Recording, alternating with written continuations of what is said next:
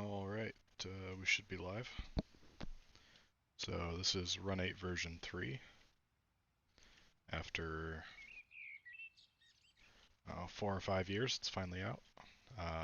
So I'm just going to be I'll be running some trains and looking at different new things. Might have a friend join as well. If that happens, probably do the new manned helper operations. So first thing you notice is the dispatch screen is way different than it used to be. It's more prototypical, but yeah, we're out here at Seligman, which is the far east end of the SoCal route. There's been a big change out here with they added this flyover here, the Truxton flyover, so it switches the direction that the trains run. So now after they come over this flyover here, they switch to left-hand running. So now the trains are going to spawn here left-hand, and then they'll cross over and do right-hand running when they get over here.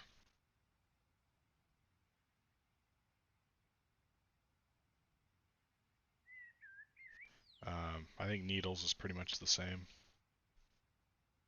The symbols here for the trains are different. Now, if it's a green lettering here, it is an AI train that's moving. If it's a red lettering, it's an AI train that's stopped. We got some of those down here. If it's beige lettering, that's a player train that's moving. If it's orange lettering, it's a player train that's stopped. And the red here just means that there's a train occupying the block of track. Now you have to drop signals before you can change switches. I'm going to do that in an area that doesn't matter, where people aren't running or something. Maybe probably do it up here in Yermo. So the track's up here at Yermo. So now you click where a switch is, like that, and it'll change the route. If this signal was up, so now there's a route here. You click on it, it will not change the switch, so you have to drop the signal. And when it changes to no color at all, I believe it's called running time. Basically, there's a timer built in. It's prototypical. It's not as, I don't think it's as long as real life. Real life is like 5 minutes. I think it's just a couple minutes. There's a way around it if you right click on it to make it a restricting signal. Now it's telling me it's unavailable. So it's running time. So it'll take a little bit of time now if you drop a signal before you can change a switch alignment. So that's something to watch out for.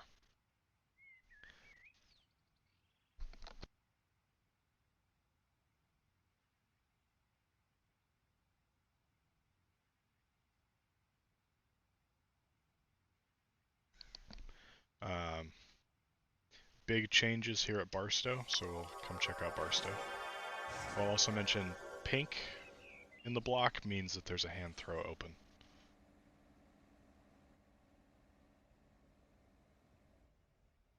So the big changes is we've gone from 15 bowl tracks to 26 bowl tracks. And I believe they are longer as well. So yeah, it's the real Barstow yard still has like 40 bowl tracks, but this is a huge improvement. We were running out of bowl tracks. We had in the Depot Plus, we would have probably 5 or 6 different destinations that we just didn't have a bowl track for, and so they would all go onto the last track, and then you'd have to manually sort them. So that's a big difference. Another difference, they added one departure track to both the north and the south departure yards. We got someone running trim here. This is the Depot public server. since there are currently no Devo Plus servers that have transitioned to version 3 yet. Slack action is now, you can actually hear it and see it across the network. Before, you would only see and hear your own Slack action on your own trains. That's a nice welcome addition. Speaking of Slack action, sounds, they've changed everything to Fmod, just like American Truck Simulator and BeamNG and countless other games that use Fmod. They've added a ton of new sounds, lots of new sounds for the Slack action, new sounds for the train, the wheels rolling by, new traction motor sounds, new fan sounds for the locomotives.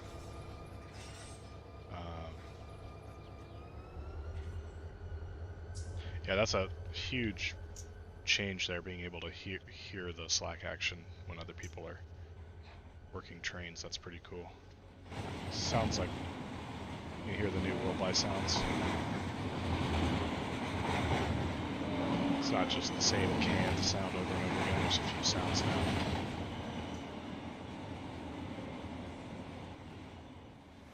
So those are the changes. Well, some of the changes of Barstow. They increased the clearance here under the hump, so now you can bring double stacks or auto racks through there. Someone left these cars in the foul here.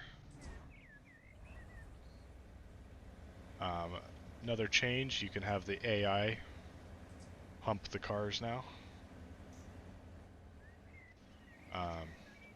There's that mouse glitch that's been present in Run 8 forever. Just kind of randomly moves the view as you're using the mouse. They've added these intermodal pads that are here in Barstow now in real life. This guy... wondering if he kicked all those cars down there. I don't think I saw an engine at the other end. Oh, I'm blind.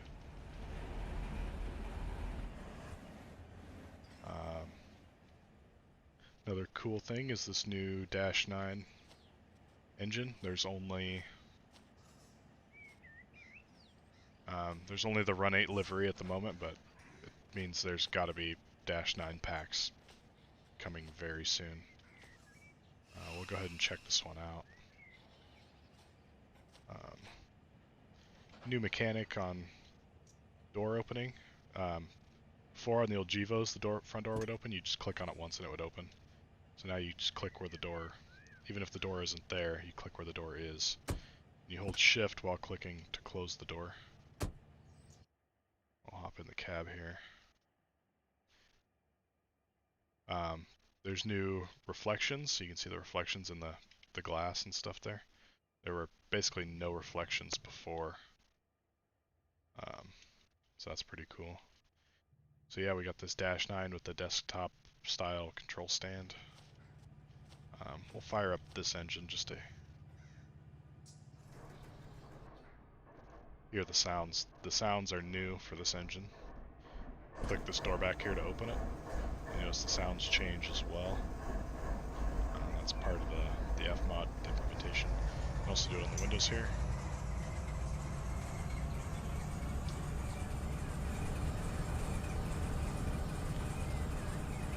So I'll just throttle this thing up.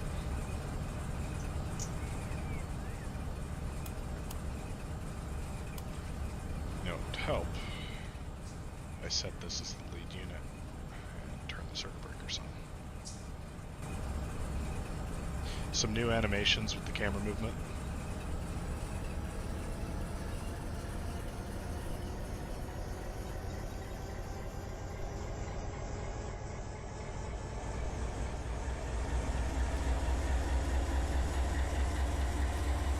So yeah, some pretty cool new sounds. And if it's under load, you're pulling something up a hill, you'll hear the turbos spool up as well. You won't hear them now since there's no load on the engine. There's now traction motor whine.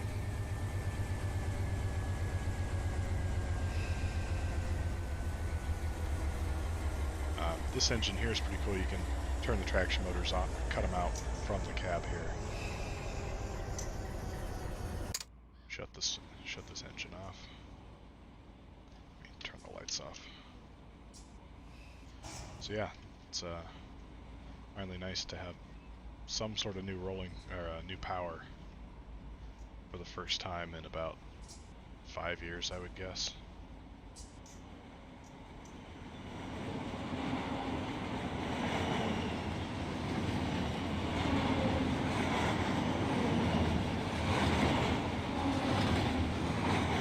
The placards on the cars are changeable now, on the tank cars. Fortunately, I don't think there's a way to mass change them. You have to do it one at a time.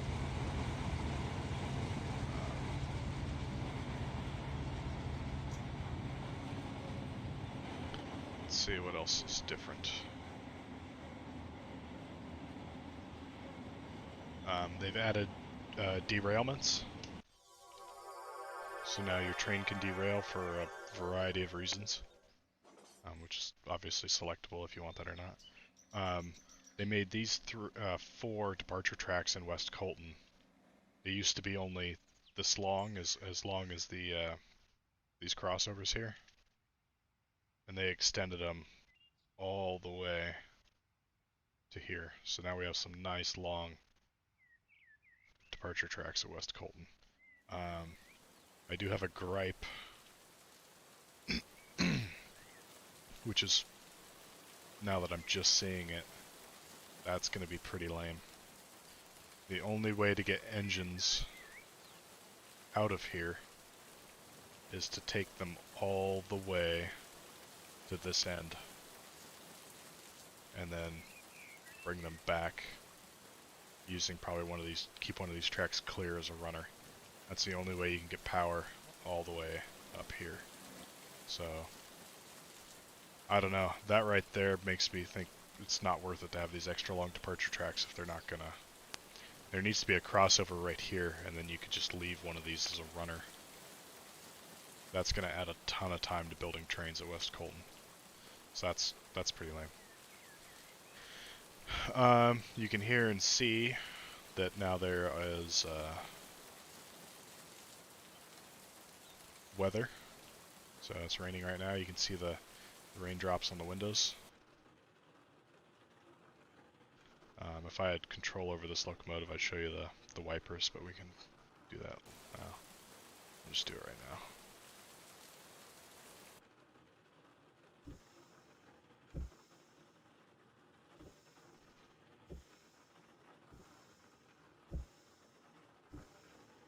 So yep, there's raindrops on the windows now, and the wipers work. All the wipers.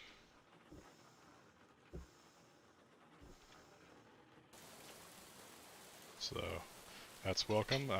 There's also snow as well, depending on the date and the location. Obviously, it's at the higher elevations. You know, going over to Tehachapi, places like that.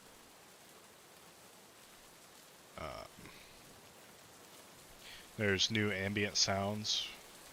You'll hear like birds chirping, and at night you hear crickets now, which is pretty cool. I don't know if you can hear it, but there's walking sounds for your avatar when you're walking around now. Check out another spot here. The B yard and the A yard at San Bernardino are now connected. You don't have to go out to the main to get between them. They've added this Y here. This wasn't here before. They greatly improved the scenery at the intermodal yard here at San Bernardino. If I remember right, they didn't have the concrete texture down. It was just this kind of light colored dirt before, if I want to say, and it didn't look very good. So that's a nice change here. The rest of this looks pretty much the same. Go to Mojave and check out Waylong, which is the hell do you call it? The spiral onto Hatchby has now been merged. Um, that sighting has been merged into the Marcel sighting. So instead of having a short sighting here at Waylong, you have one long sighting. So before, this would merge back into the main here with the switch, and then just like in real life, they removed that and extended the sighting. They cut through the mountain here, and this would normally be Marcel. So now it's all combined into one all the way up to here. So now we have a nice long sighting there. So that's pretty cool.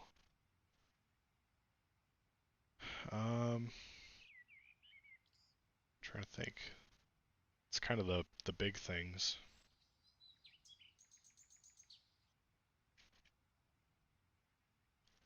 We'll check out the Bakersfield yard here, and I can look at some more stuff.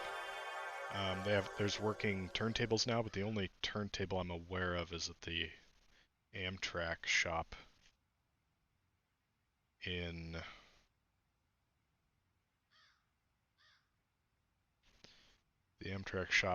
LA as a turntable. I don't think any other.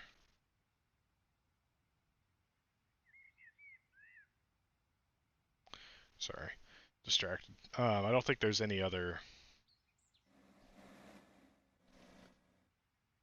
turntables on any of the other routes that I'm aware of. Look at this here. So now the car stats. These are bar graphs here that will show you all the different air systems on the car, which is pretty cool. So now you can see the relationship between your brake pipe and the aux reservoir and the emergency reservoir and your brake cylinder pressure. Retainer valve. This is kind of an old school thing. It relates to the triple valve on the car that controls the brakes. As I understand it, DE is normal, that's direct exhaust.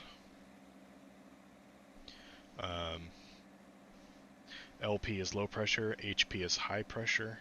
I think SD might be slow discharge, maybe, I'm not sure.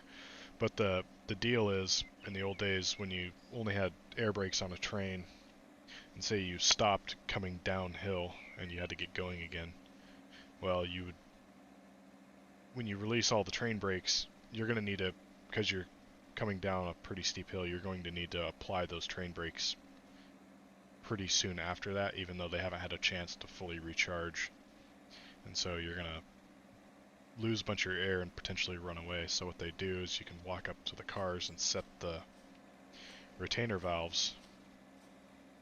And what that does, if you set it to low pressure, I think it retains 10 psi in the brake can, in the brake cylinder. HP, high pressure, will retain 20 psi in the brake cylinders. And the SD, whatever that stands for, that it still exhausts the pressure, but at a slower rate than direct exhaust. So it will keep the brakes applied longer after you release. And that gives you time to keep the train speed under control as you're going downhill before you have to apply the brakes again. So it gives you more time. And then, so obviously if you left it on LP or HP, the brakes are never going to release until you come back to the car and change the retainer valve setting. So after you would get to the bottom of a steep hill, you'd have to stop the train and come back and remove the retainers on however many cars you set up. So that's a pretty cool feature that they added. I'm not aware of a way to do it in a mass amount. I think you have to walk each car and set it. And that's kind of annoying. You click and if you don't click right on it, wants to go all the way to the end. So you just kind of got to drag it, I guess.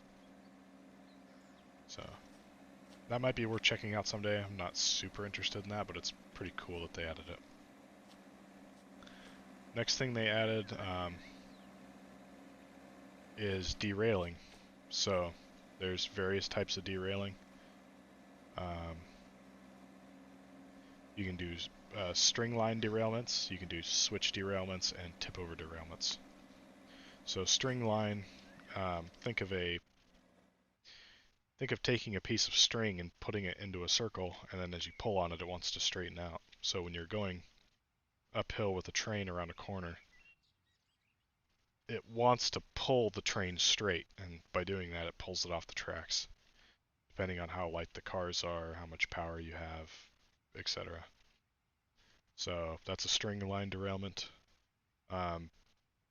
Tied in with that is if you have DPUs or helpers, the DPUs can push if they have too much power and the cars are too light in front of the DPUs. The DPUs can push the cars off the tracks. So that's been added as well. That's covered under string line, so that would control both of those things. Switch derailments, like if you split a switch, and tip over derailments is pretty self-explanatory. You go around a corner too fast. None of these derailments are very dramatic in the sim. Basically, the wheels will come off the rails a few inches, and you can place, by clicking on the truck, you can place a re-railing frog, and then driving the train up the frog, which will usually re-rail it, but not always on the first try. Sometimes you try it multiple times. And then there's piglet re-railing, where you could just click it and it will re-rail the train. So what that means is there's now consequences for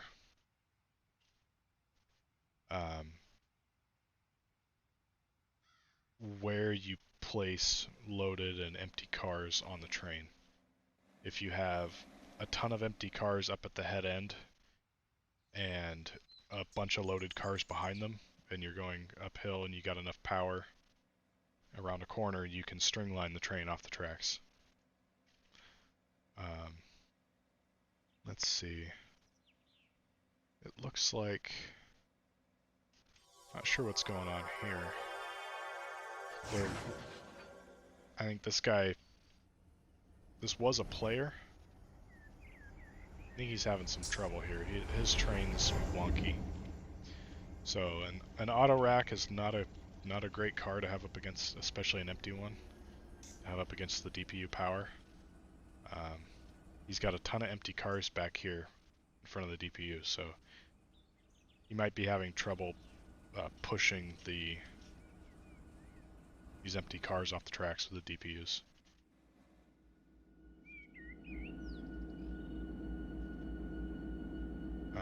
Or he might have left, and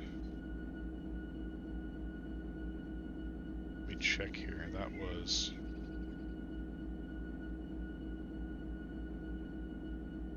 I did not see him here, so I'm gonna... Yeah, he's gone. So he just turned it over to the AI, so they've got a red signal, so they're not going to go anywhere, so... Crap, I don't want to do that. So now it's important because now this damn signal is going to run time here, and I can't change this switch until it does. I can click on it and it'll sit there, and once the signal runs time, it'll change the switch. So it's important to pay attention to which way the damn switches are set.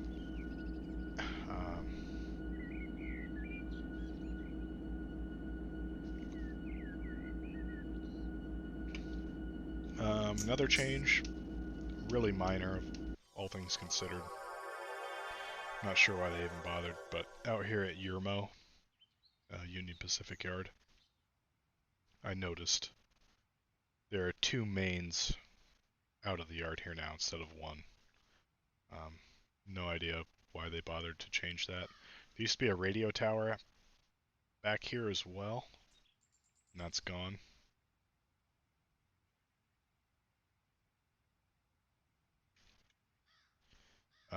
What else? Check out, not Bakersfield. Damn it. It's taking me a little time to get around this new dispatch screen. Let's see. Oh, here we go. San Bernardino.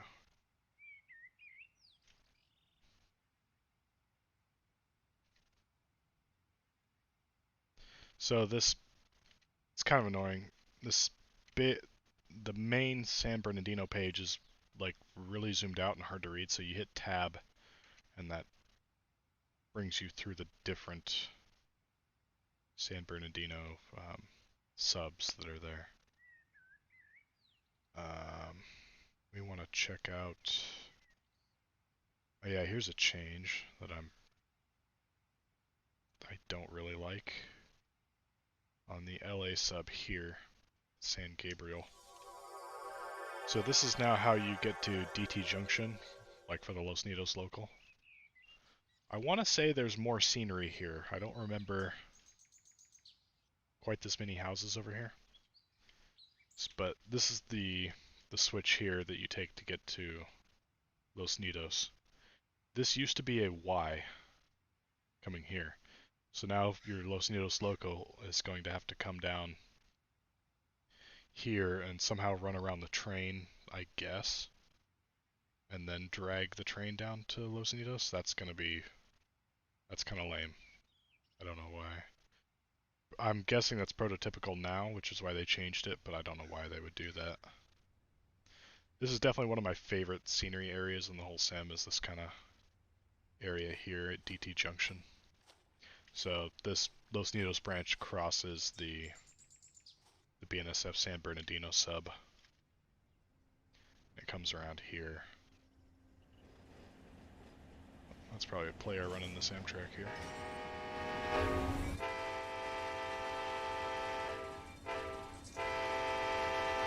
Yep.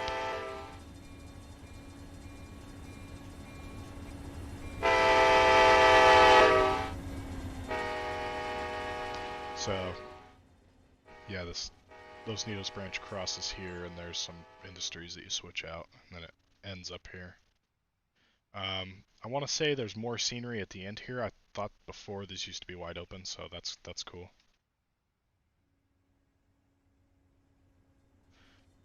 There's one area I want to check out. That would be down here at the orange sub.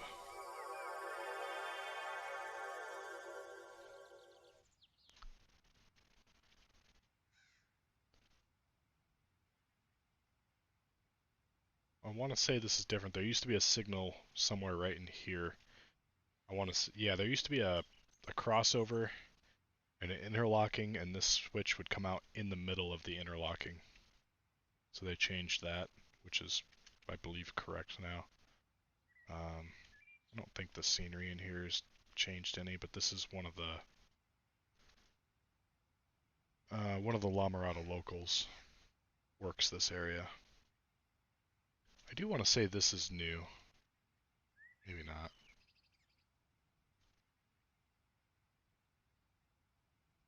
So yeah, there's that change. The signal bridge here. I haven't checked out La Mirada actually. Yeah, I'm gonna do some derailing demonstrations.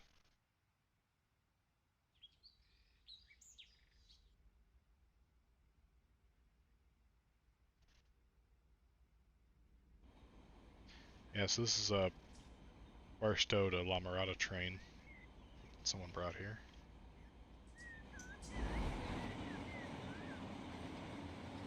I want to say there might be one more yard track here at La Mirada. Maybe not. Maybe I'm seeing things.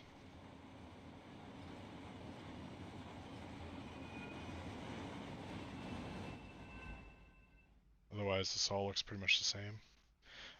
Down here at LAJ,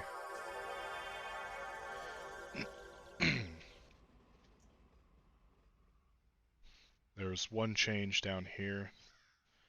They added this rock unloader here in the CMEX place. I believe this train comes down from the Vulcan plant on the Palmdale cutoff and unloads the rock here. So that'll be a cool train that we can simulate now. So this, they call this section of track Bell Yard. It's between A and B yard and let's see here, C yard down here.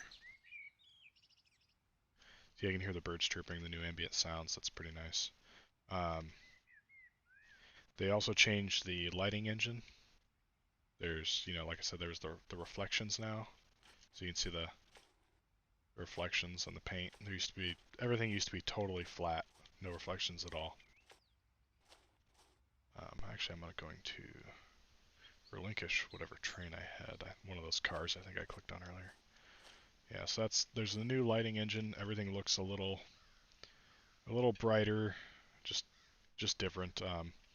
And now reshade works, so I'm using reshade and I'm using just a little bit of vibrance enhancement to make the colors pop just a little bit more, which I prefer. I don't think I really see anything different here at Hobart. This is East LA. This is Weeds. Everything looks the same there. Got the Redondo flyover. Don't remember if the C-Mix plant was here before.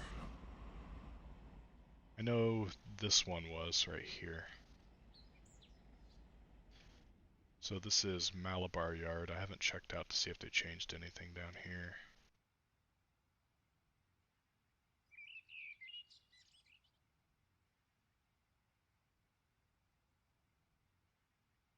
Yeah, it looks all the same.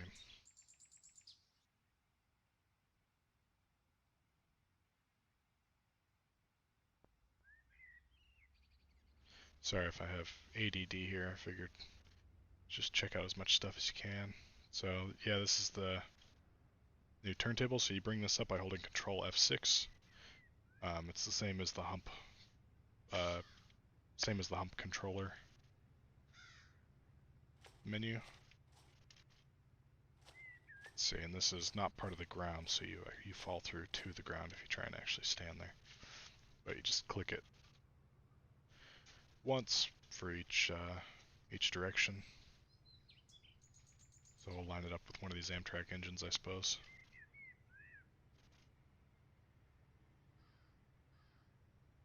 I'm not sure what other routes we'll be getting that have turntables. They've advertised that there's going to be new routes coming, and they showed pictures, I believe, of Union Pacific Roseville Yard is what everyone says it is, which I believe that means we'll probably get the Union Pacific Fresno sub between Bakersfield and Fresno, and probably Donner Pass. So I'm really hoping for actual new regions. We have the four corners of the U.S. covered. It'd be nice, or three corners of the U.S. covered. It'd be nice to get the fourth corner up in the Pacific Northwest with something.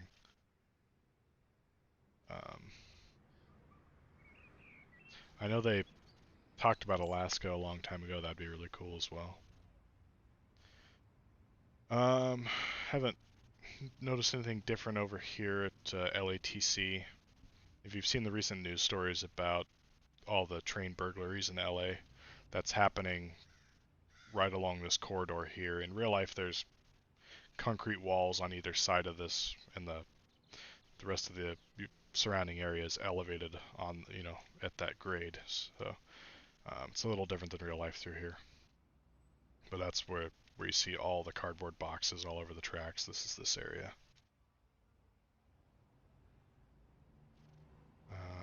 LA Union Station. I believe this is a prison right here. But yeah, everything just looks nicer, even though the graphics, at the core of this really haven't changed. They did improve them. Oh, another thing. I'm trying to think the best place. Probably doesn't really matter. we'll check out Monolith. So we're up here at the summit of Tehachapi.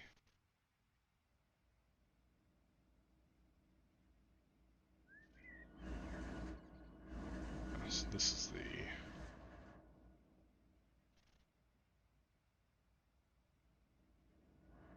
is the Mojave local here. It needs to be run back down to Mojave.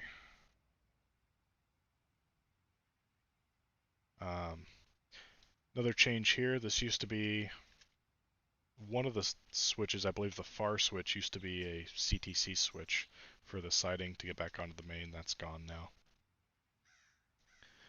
But up here at the Monolith plant, you now hear there are ambient sounds. Oh, that's cool.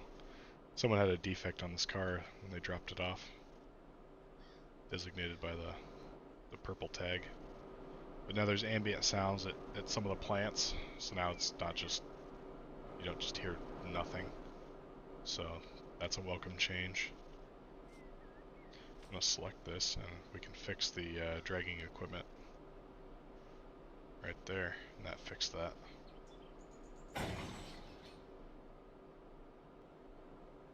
So that's pretty cool. Another change, you can connect and disconnect the air hoses manually.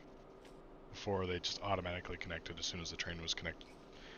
So that's a defect you can have now. If you have dragging equipment, they assume the dragging equipment to be a low-hanging air hose, and if you keep going with that defect, you can hit it on something like a crossing, and it can split the hoses and then dump the air in your train, and you go into emergency. So something you have to watch out for. They got rid of the hotbox defect, but now if you have sticking brakes on a car, that will trigger a hotbox defect at the detector, so you have to check for dragging brakes if you get that defect. For whatever reason, usually you can get the brakes to release either using the cheat, the air brake cheat, or apply a nice deep set and release it. For whatever reason, if you can't, or you want to simulate that they are dragging, you can cut the brakes out of the car, and that will release the brakes on the car, and they'll no longer and bleed them. I bleed the car, I believe. Yeah, and it will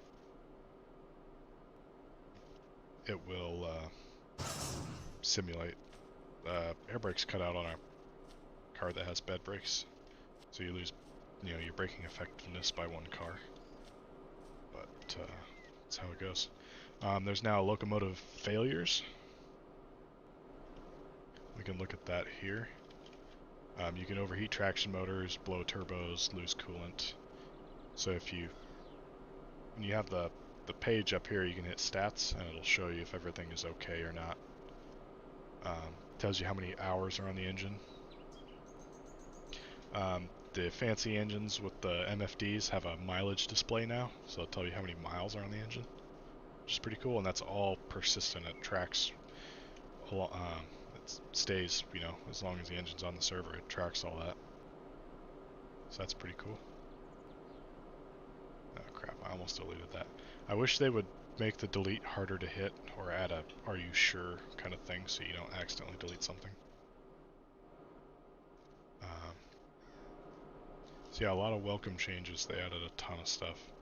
The air brake simulation has been tweaked. The slack physics have been tweaked. Just physics in general. The trains come up the hills a little faster now. I did a test between a train yesterday and today on version 3 and version 2. The same train, it was a stack train, 4 engines at 3.8 horsepower per ton. And I came up around way long in version 3 at about 22-23 miles an hour, and in version 2 it was 19 to 20, so you pick up a couple few mile per hour with the new physics, which will be nice. Save a little bit of time running these long routes. Let's see.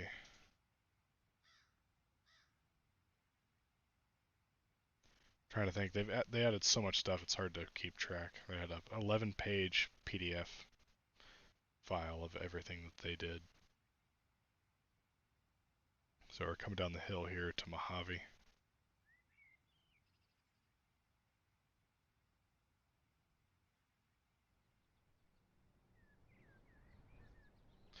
Mojave Yard looks pretty much the same. They added whatever this sign is supposed to mean, I'm not exactly sure, but they added that at each end of the yard. Maybe it's a yard limit sign.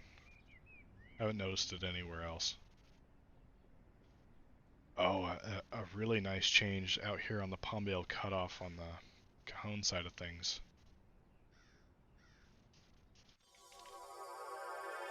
is... Oh, that's cool. I didn't even notice that. I'm betting... Apparently that's how they approximate a tower crane using existing stuff. But they added a ton of scenery. Before, you just see just some really basic like 2D sprite houses here. No trees, no nothing. This fence wasn't here. Oh, we're getting some rain again. Like they added a ton. Like this area used to be really boring to run a train. This overpass is new here. Like that one's new. They added a ton of scenery here. This is really nice. Like this used to be really boring.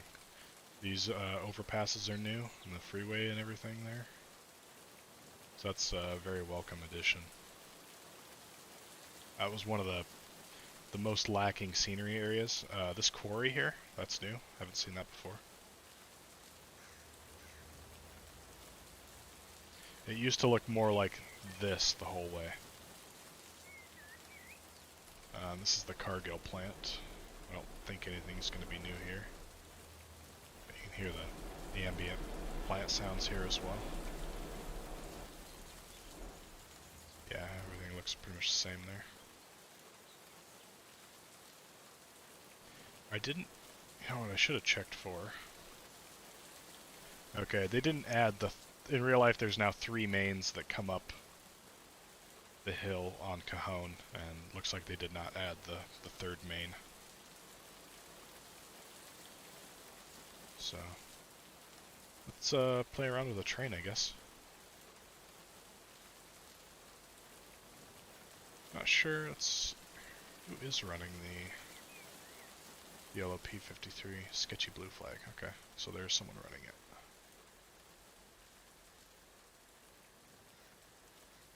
Oh, Peyton, he's back. That's the guy that was running the train that I just AI'd earlier. It looks like that train's been relinquished and... Oh no, it's okay, it's still running under AI, so... We're gonna come up to Waylong.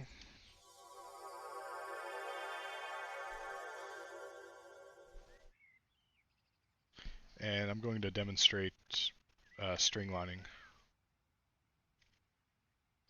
So we're gonna save some trains to do this. Oh, here we go. So we're gonna load that into our consist editor. That's also a new feature. Before, you had no way to load it into your consist editor. You could only spawn it, and spawning doesn't work when you're in multiplayer. So we've loaded into the consist editor. Place.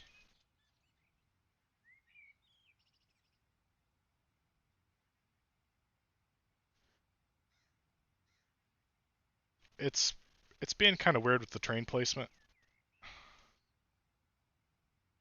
That.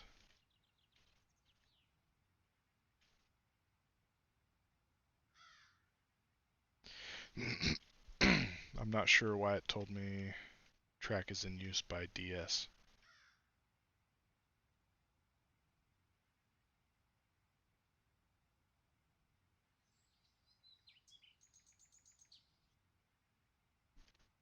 Okay, so does someone have the auto DS on? There is now an automatic dispatch. Let's see here. should be disabled. I don't know why it's not going to let me.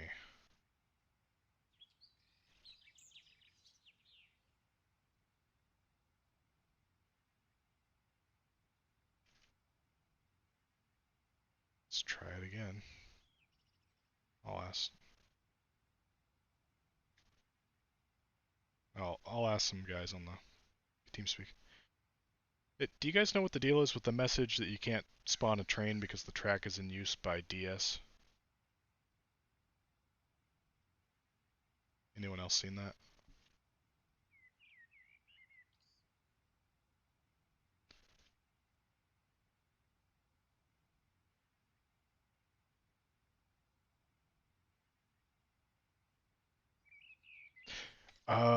Yeah, I'll check that out.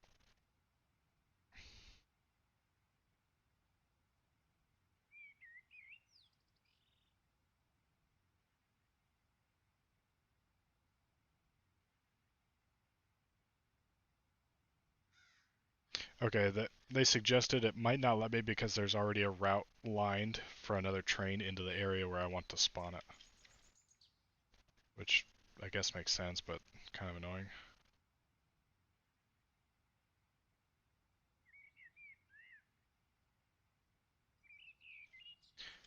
Okay, yeah, that was the deal. There was a route lined where I wanted to spawn it, so it didn't want to let me.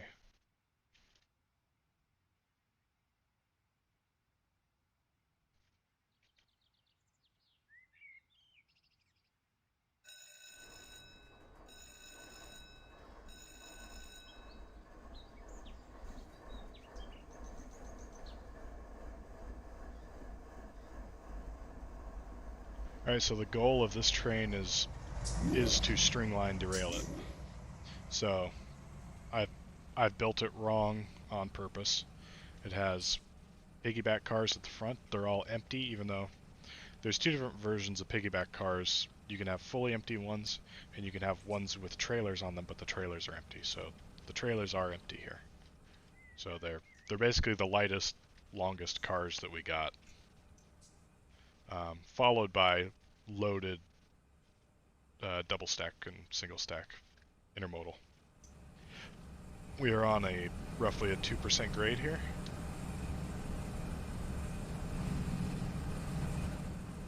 It's not going to tell us yet because we haven't moved, but this is another nice new feature that I've been wanting for a while, is it now will tell us our grade, which is very cool. I'm going to turn our headlights on. And we are here, that's us.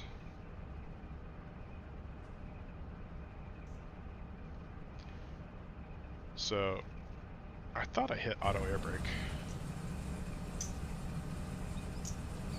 Oh, that's right. I didn't have recharge set as well. Cool. So now what we're gonna do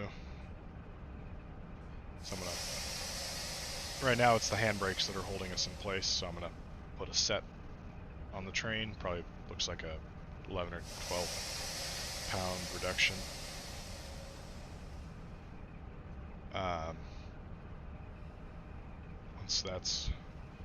Once that's taken, we can use this here. That's another thing that's new, is this new menu when you scroll up here. Instead of hitting F1 to open everything. But this will show us the status of our brakes on all of our cars. Looks like they're still kind of setting. They're getting darker. These are our engines. Our engines are full brake pressure there at purple. But everything's about as set as it's going to be. Like I said, it's an 11 pound reduction. We will kick off all the handbrakes. We should be held in place. We've got some new EOT symbology here that's going on. We have new EOT comm simulation. We can lose comms with the EOT. We can also, with the DPUs, you can lose comms. Have you noticed? So now there's the EOT is turbine powered. It runs off of the air pressure from the brake pipe. So that's the turbine you're hearing. and that turbine pitch will change with the brake pipe pressure. So if I was standing back here when I release the brakes, it'll get higher pitched. Another thing now is you have to have the angle cock open so the EOT gets air pressure. Before that was not implemented. So now if I close it, it loses air and you don't hear it anymore. So now that we've got all our brakes set, we're going to notch up here.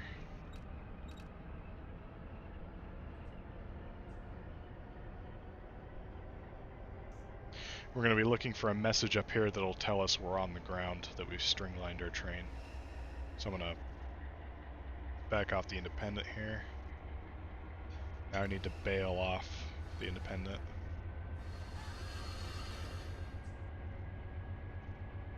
Another nice feature, now that on the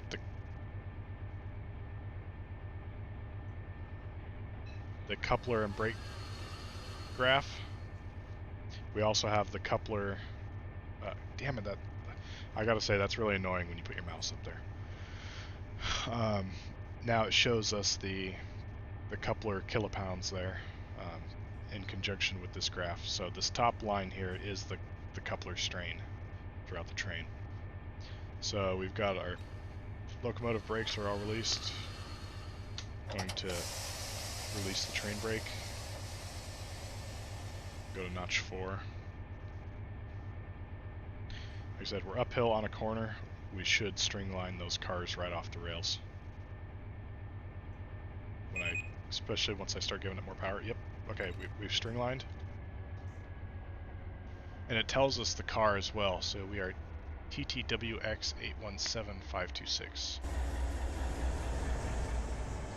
So we string lined it right off the rails, so this train is built in properly, it will not go up this hill most likely.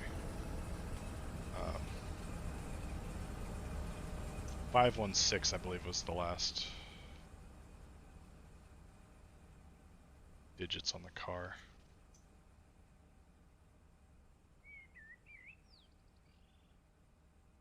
Or 526. Okay. So you can see this axle here has been string lined. There is no other way to tell other than it tells you a car number, and you can look for the car, or you can walk the train and look for the axles. It doesn't do a purple tag like other defects. So what we can do is we can place re-railing frogs here, and we'll do it going backwards. We'll roll the train backwards. Last time I tried this, the head end car is the one that derailed. So we're going to just walk the train real quick and make sure there wasn't anything else that I missed.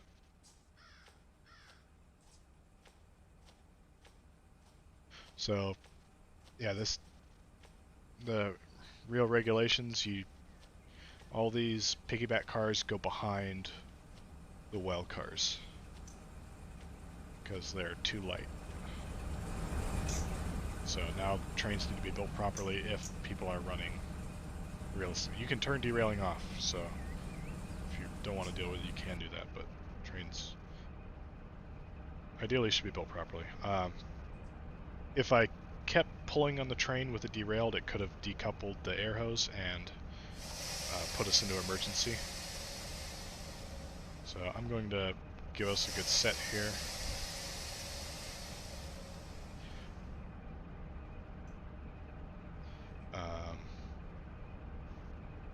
Center our reverser. And to keep the train from breaking in half, just real quickly there, I used the emergency cheap brake to stop us. Because I could have broken it in half by doing the wrong thing there. Our brakes are getting set here.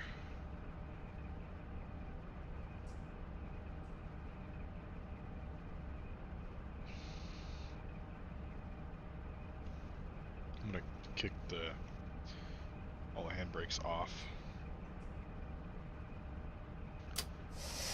I'm not sure. I can try keeping the brakes on. Since we're facing downhill, we're going to need to stop soon anyways. Try keeping the brakes on and just giving it a little power and see if we can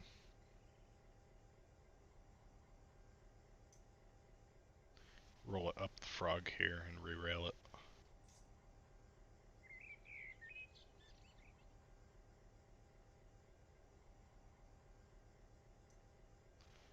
Yeah, this is just notch 1 shoving on it.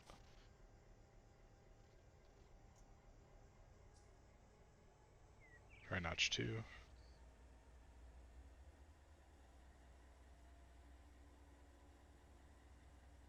There. We have successfully re-railed the cars.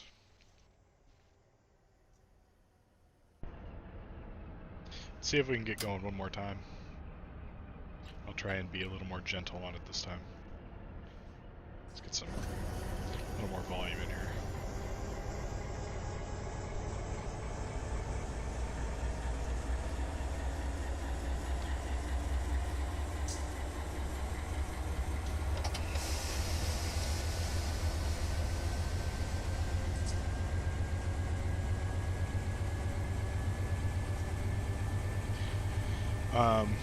Another big thing I noticed with the new air brake simulation, it takes a long time for the independent brakes, the brake cylinders on the locomotives, to exhaust the air. So it's really difficult to time your independent applications when you're going to couple the cars and stuff like that.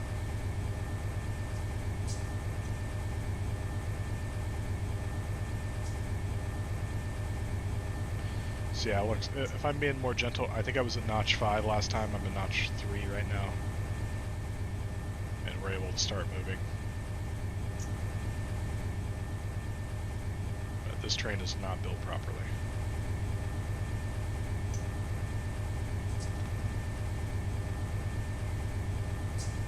Give it another notch here and see what happens. One thing I noticed with this engine is the notches are really quiet on the throttle. So you don't have that nice feedback you get like from the other engines.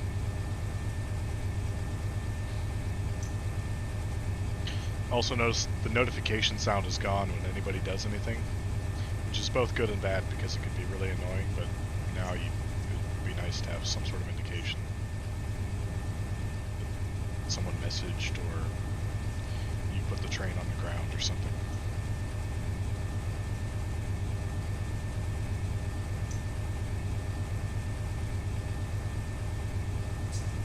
Notch 5, let's see what happens.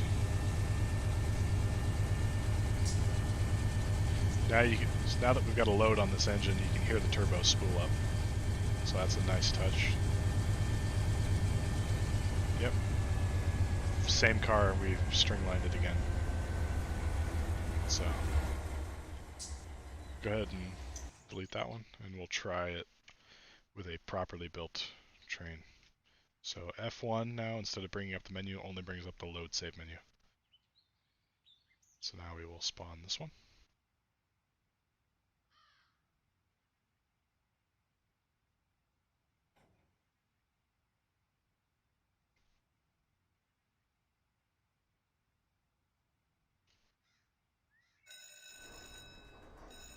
So now this is the same exact train, except all the well cars are up at the front and the empty piggybacks are behind the well cars, like it should be.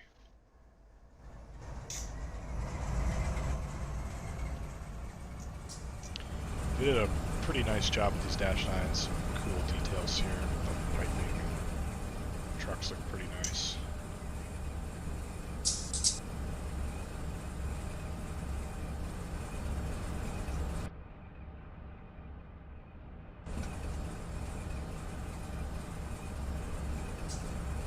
So, give ourselves about a 10-pound reduction here. I'm kind of curious, I haven't actually watched these graphs yet. So we can see as the brake pipe goes down, brake cylinder pressure comes up, and our auxiliary reservoir drops.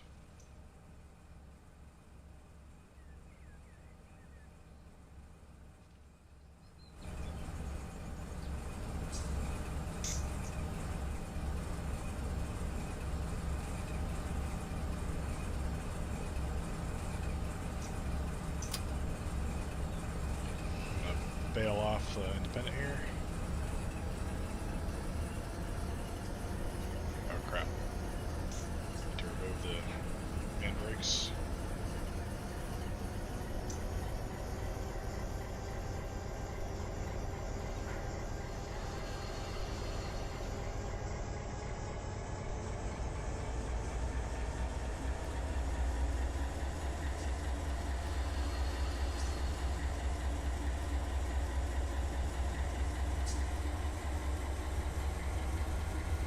I'm gonna go to notch 4 this time. Last time we needed notch 3 to start without breaking the, or putting the train on the ground. Alright, release the brakes.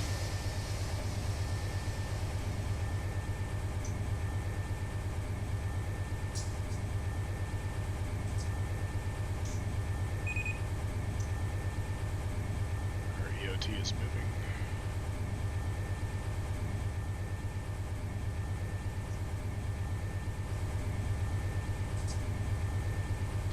Keep an eye on our coupler pounds there. So the 300,000 is fairly high. They'll break at about 400,000. At least they did in version 2. I haven't tracked it in version 3 to see what the braking strength is. You can see we're on a 2% grade. That's kind of annoying. Does that change with different... That's something that comes and goes. It wasn't doing that like 5 minutes ago. Only come up if you put the mouse over where the actual menu was. So that's a little bit of a bug there. Alright, notch 5.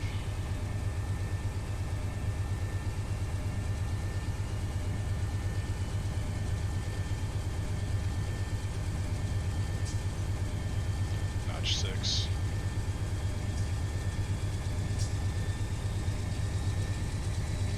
The turbos spool up.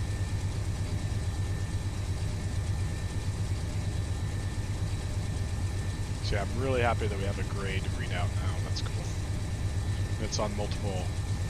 It's also here, which is where this is the main display I use when I'm running a train. Is the signal display and the speed limit display. So it's nice to have it combined there. So we're up to notch 7. Really hear the turbo now. Or turbos, I believe. I think these have 4 turbos. Mistaken.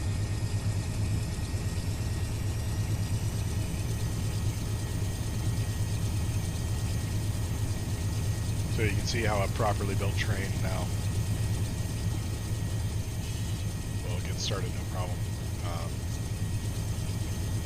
So that's pretty cool. I'm really happy that they added the derailing functionality. So I guess we'll just run this for a while. Really don't have a whole lot of... Didn't have a whole lot of plans for this stream. I just wanted to kind of cover as much stuff as I could remember. Close that door there. That's the loud one. What is our stats here? We are 4.2 HPT, so this train, we're already at the speed limit up the hill. So this train will do better than the speed limit. 3.8 puts it about... 3.8 HPT is right about the speed limit. From my experience yesterday. So 4.2 will do better than the speed limit. So this is the new, a little bit of weird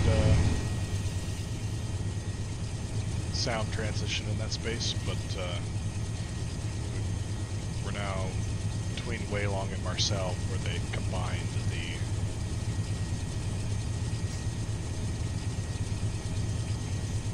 the sidings into one long siding now, so that's cool.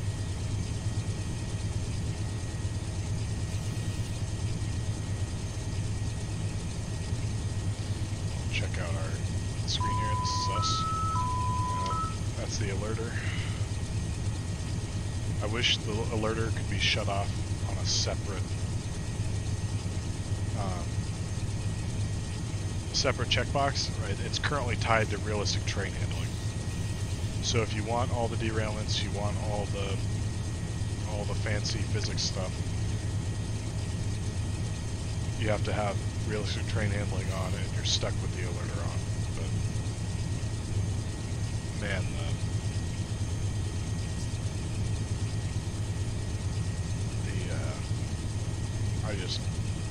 alerters annoy the shit out of me. I'm all down for simulating everything but the friggin' alerter.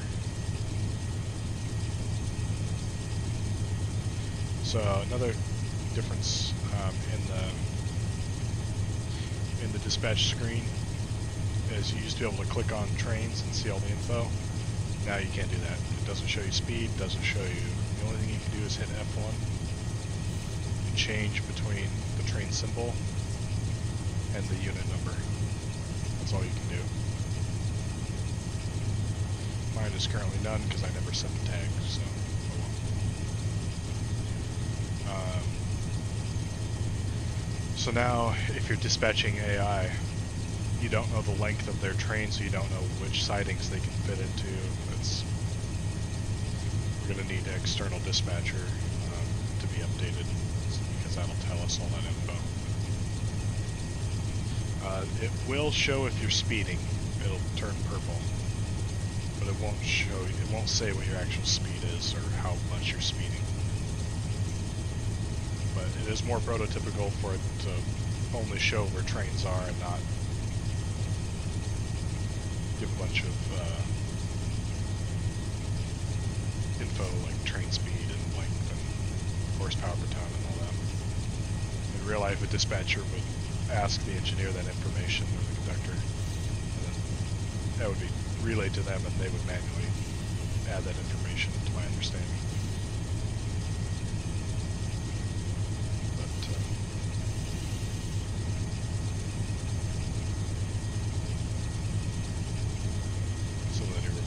There. I don't know. So the alerter starts flashing before you actually hear it. I don't know if you can change the weather. No, you can't change the weather when you're online. You're stuck with what the server has. You can change your time still, but you can't change the weather.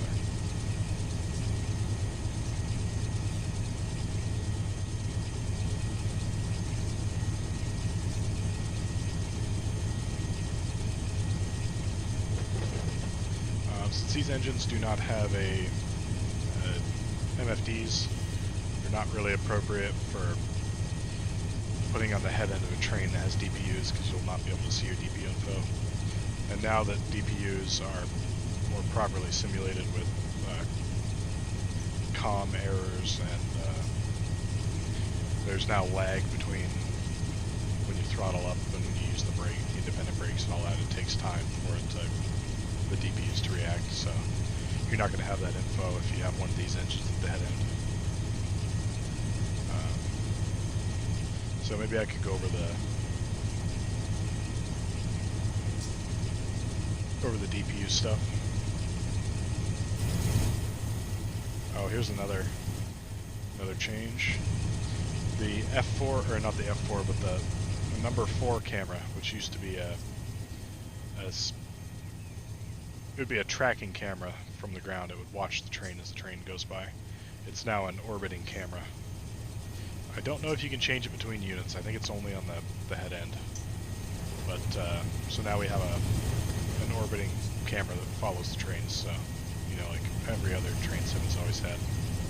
You're supposed to be able to right-click and pan up and down, but that doesn't appear to work for me, so maybe that's not implemented yet, or it's a bug.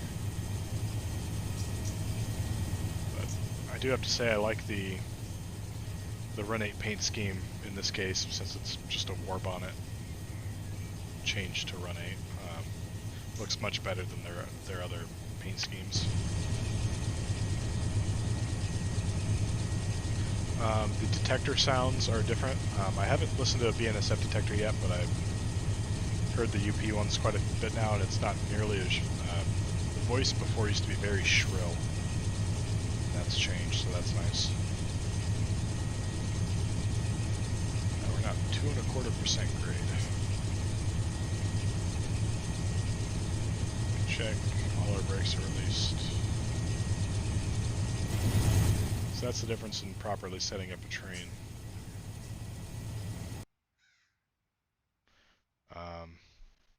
Maybe I'll show Maybe I'll show DPU.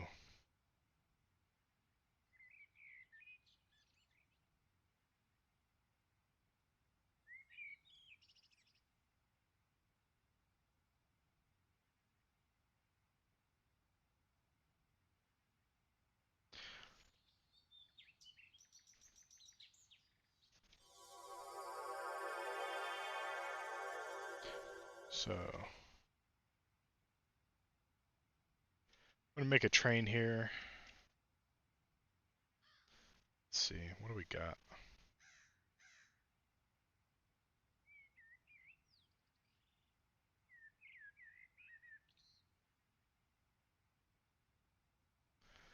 I'm gonna change this lead engine to an Ace.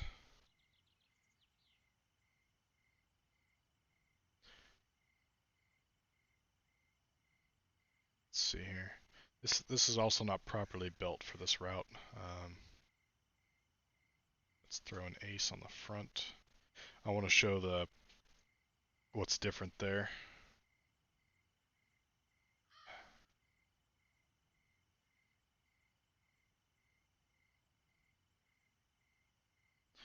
Okay, why the hell? The new consist editor is... For fuck's sake. It won't let me...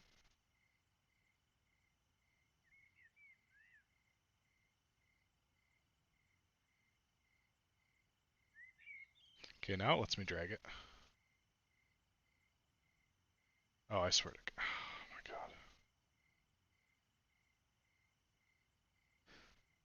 This new consist editor is a little funky, so... Let's throw... How many cores we got? 70.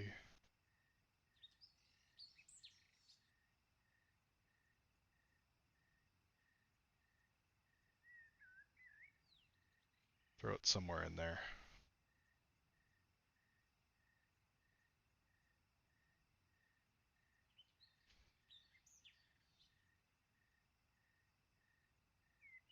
Okay.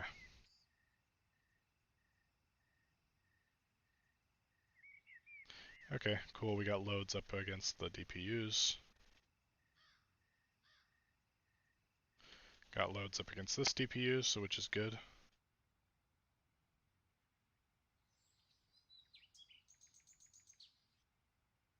It's actually still not correct. It needs to be...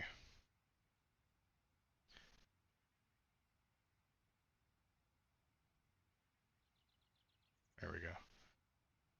3 inches on the head end max for this particular train on this particular route.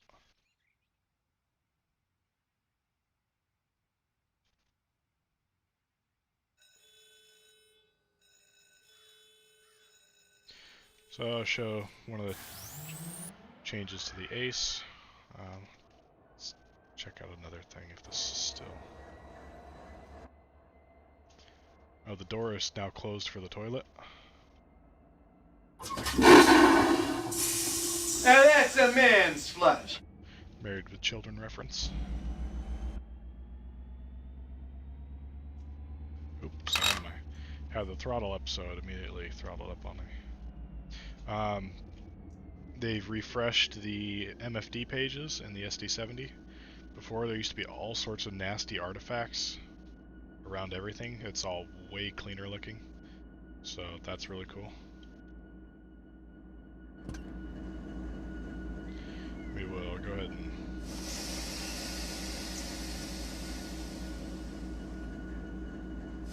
do our brake reduction here.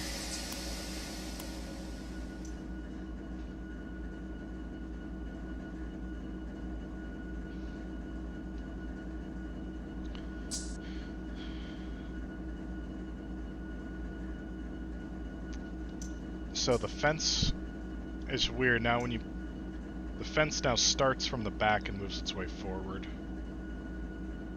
So this is also... Oh. I somehow accidentally throttled up the rear DPU. There we go, now it's at idle. I'm going to remove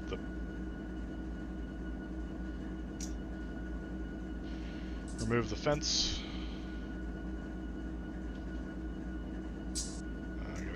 stats up here. Kick off the handbrakes. Just gonna walk the train here and confirm. So DPU lead, it's in the forward direction, which is correct. DPU lead reverse. Okay, we're all correct. Give ourselves a signal here at Bealville.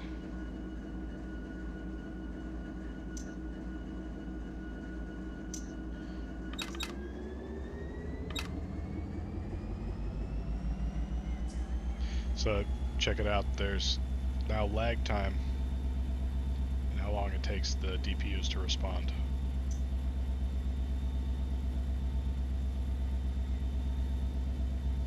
I'm gonna bail off the locomotive brakes.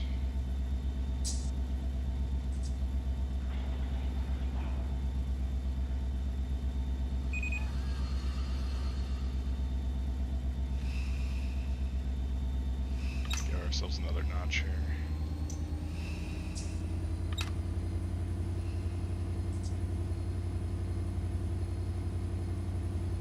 Oh, that's the problem. Somehow our reverser was centered.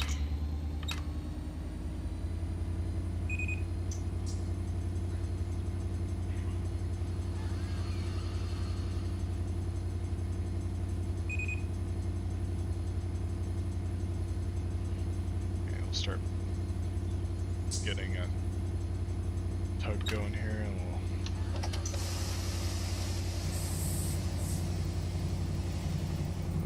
there's a new air compressor sound for the EMDs.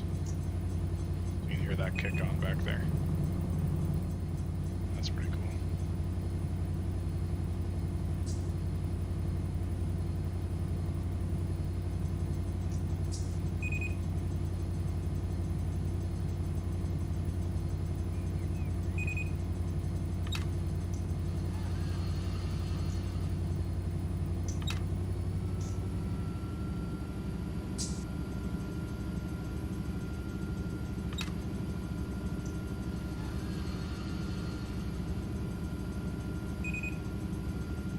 Okay, we're finally moving. So there's a alarm light here that'll come on, DPU no comms, so if we lose comms with the DPU it'll tell us. And during that time, we're not going to be able to control what the DPUs are doing. So that's like right now. And it was only the rear DPU in that case. So everything here will gray out except the throttle will show as yellow.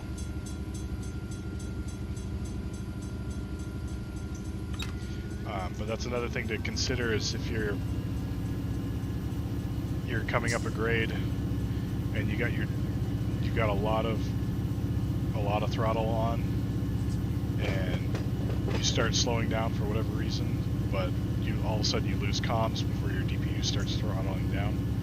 You're gonna have your DPU back there shoving on your cars as the head ends throttle down, and you're going to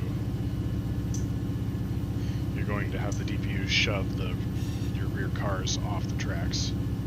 So it's another thing to watch for with all this new implementation. This is about the steepest part on the grade here is 2.4% coming out of Bealville.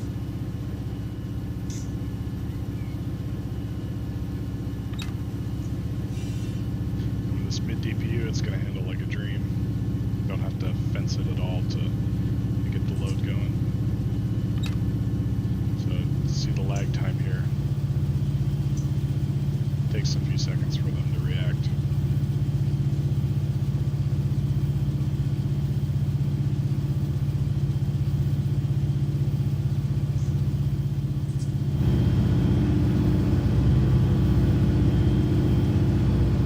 That's a bit of a lighting bug there, as the going into the tunnel doesn't make the cab darker. Pretty sure it used to in version 2. You can hear the fan running now. Let's check out the fan 1 is on. Eventually fan 2 will come on. The traction motor fan will come on. Let's see see our axle temperatures are going up. These are our traction motor temperatures.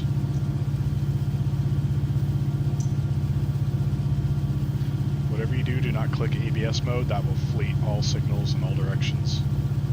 That's especially horrible if you're on a server.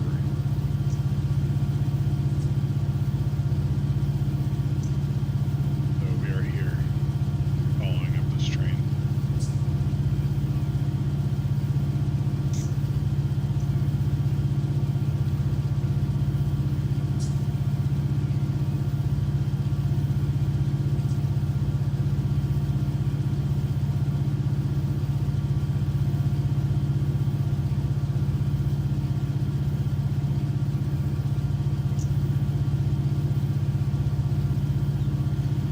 So we're doing a little better speed than I think you used to. You would do this train probably do about 15 miles an hour before in version 2.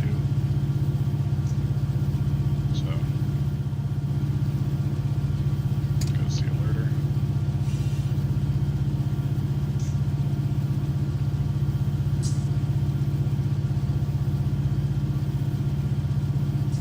And we lost our DPU comms for a little bit. This time on the middle DPU. Middle DPU is probably in the tunnel. Let's check that out. Yep. So that's really cool. It's simulated if the DPU's in a tunnel, it could lose comms. That's really cool.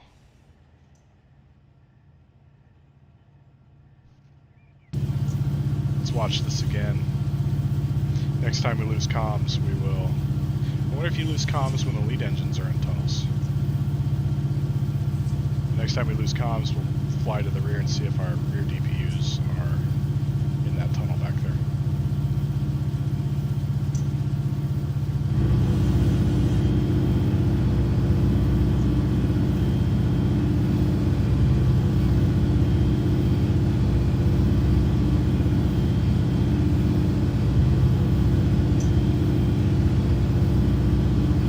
Yeah, the unit alarm light, that's for if there's faults in the locomotives.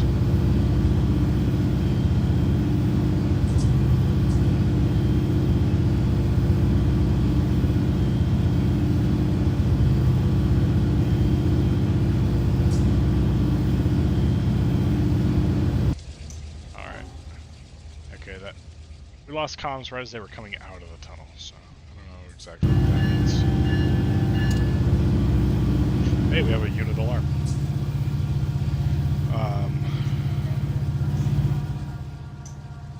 We'll check the locomotives and see if any of them have troubles. I've gotten a couple unit alarms before, and every time I've checked all the locomotives, I've not been able to find the problem.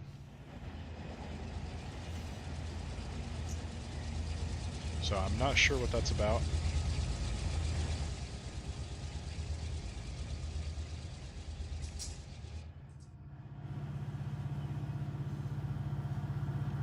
Yeah, everything looked good.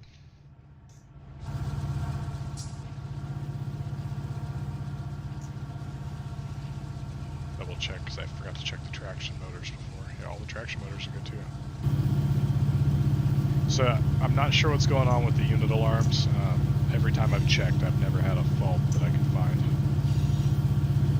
So because this engine is brand new and I just spawned it, it only has 1 mile on it.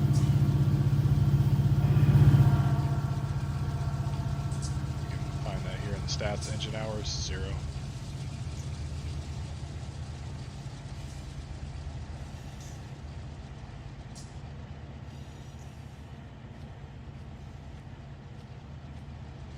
Yeah, you see here we can change the placard.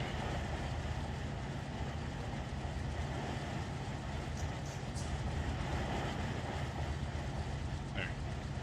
So that's pretty neat.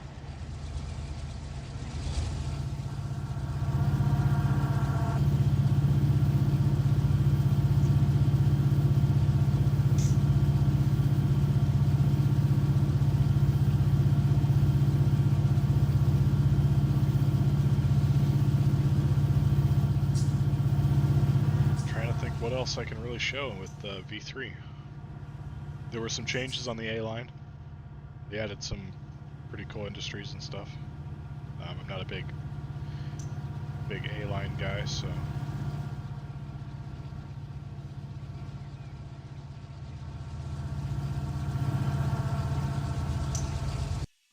Yeah. So now that it's getting dark, you can hear the crickets now.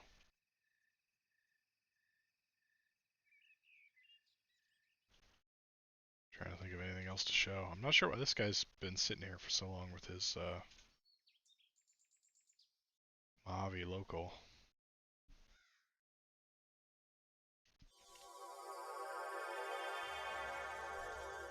You can check out what...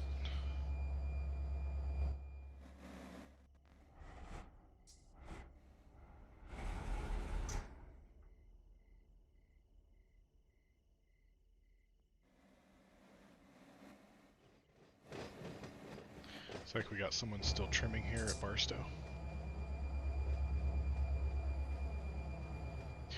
This is another cool, you can hit the tag. There's another tag option now that shows you the train stats.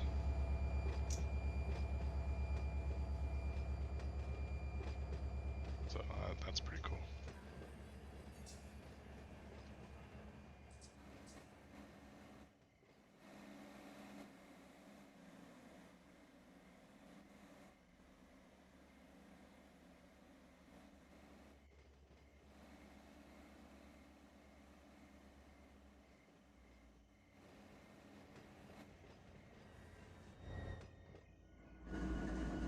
I don't know why this train stopped here. I guess he probably had a red, so he'll be moving pretty soon. Yep, there it goes. Don't know what they've got going on here. This is kind of an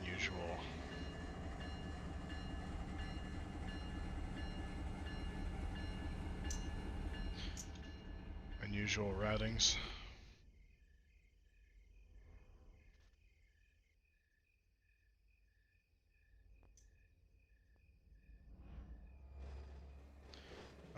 Trying to think of anything else really changed.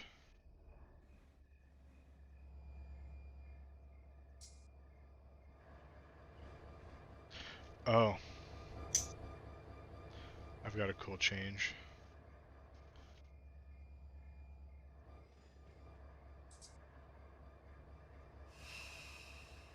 They increased the speed at which the EMD engines rev. They used to be pretty slow, and now they rev up noticeably faster like they should. You hear the ticking, probably maybe of the unloader valve on the compressor. I'm not sure. It's something to do with the compressor though. That's a new sound, which is kind of annoying actually.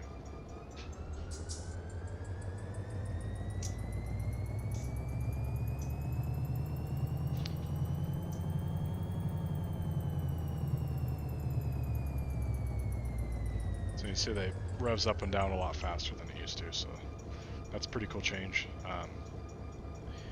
You can now, when you're running these old SD40s and the GP40s, when you hit the 25 mile an hour mark, there's some sort of, I think it changes the traction motors from parallel to series or series to parallel. I can't remember which one it is. But now you hear the contactors back in the cabinets make that ka-chunk sound as it's changing.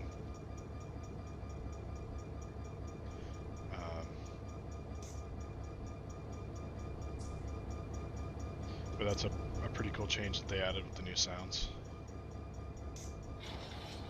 Let's see here. Turn that off or relinquish.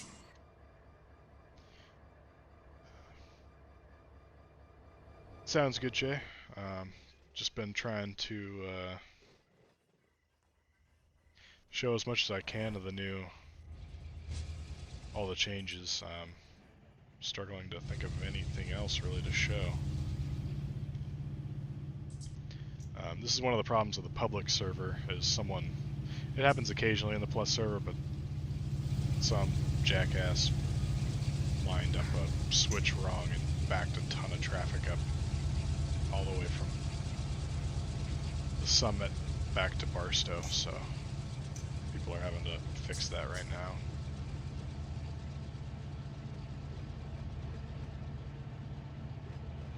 Yeah, so it's, I mean, they were faster, you know, than the GEs for sure before, but they were still not that fast. But now they seems like they load like they should, so that's good. I think of what else to check out. Check out San Bernardino. Check out the Alhambra sub. It's gonna take some getting used to. What the hell is this? I don't remember. Oh, this is down here at Union Station. Yeah, this new dispatch screen is hard to get my head around.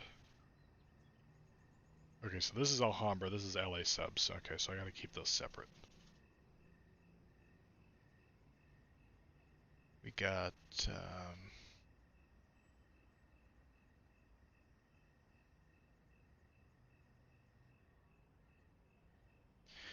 okay, right, City of Industry. I was gonna check out and see if they changed anything here.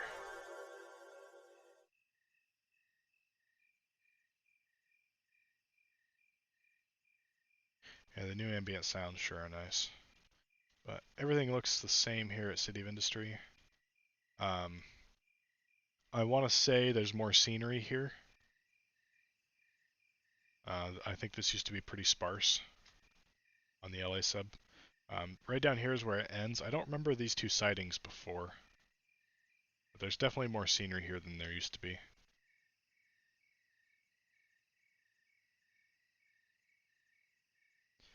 I'll fly out this way and see. Yeah, it's still kind of sparse going this way. They could have added a little more here.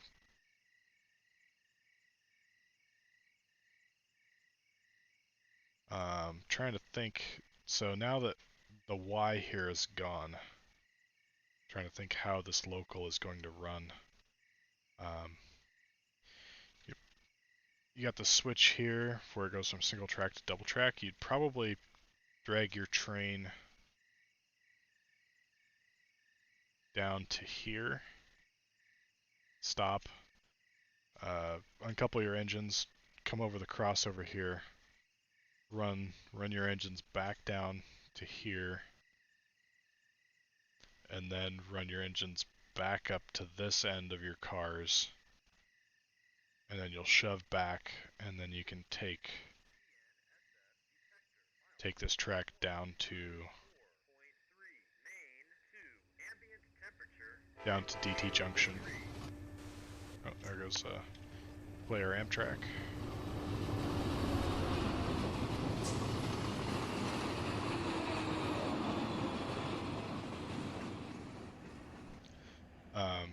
So yeah, that's the loss of that Y is going to be a pain in the ass. I think there's so many other prototypical things they could have changed and left that alone just for quality of life, but yeah, there's now there's a Doppler effect since there's Fmod. There was no Doppler effect before.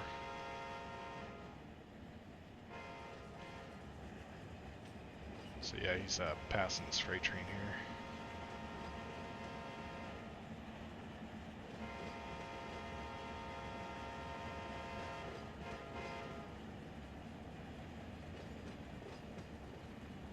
Give him a wave as he goes by.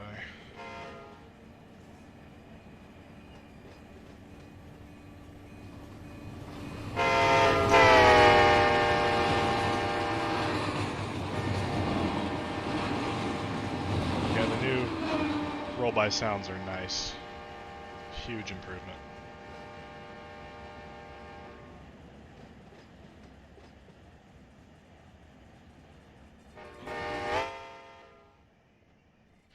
Yeah, Harrison's a little horn happy.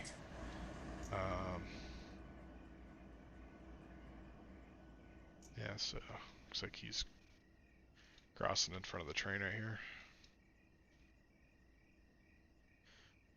Yeah, struggling to think of what else to show. It's nice now that they show that this track is not here. Hopefully they'll add it someday. So near City of Industry, that's why I was showing you where the track ended. This is the other end. right here. So this is where the other end ends. So hopefully they'll be connected in the middle someday.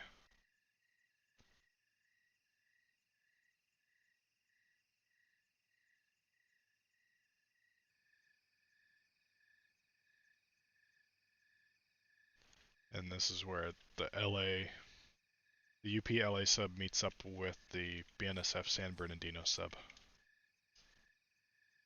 And this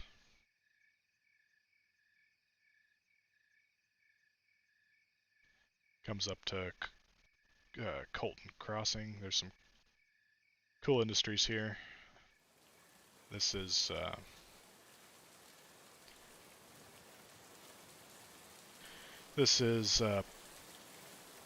serviced by the Corona local, one of the Corona locals.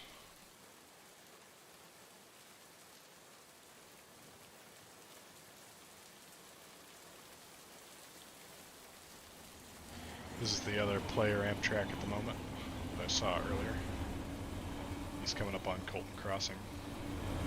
We can actually ride in the cars. The view is, they're not that great looking inside, but you can do it. I like the new slack sounds that they have. He's passing a freight train here. So this train is built wrong. This is a player train. You'd string line these piggyback cars right off the head end if you were on a mountain. But that's how the AI spawns it. So yeah, this is the Colton Diamond.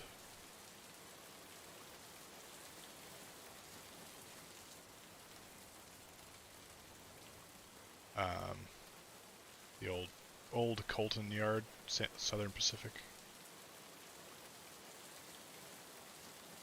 Nothing new down here.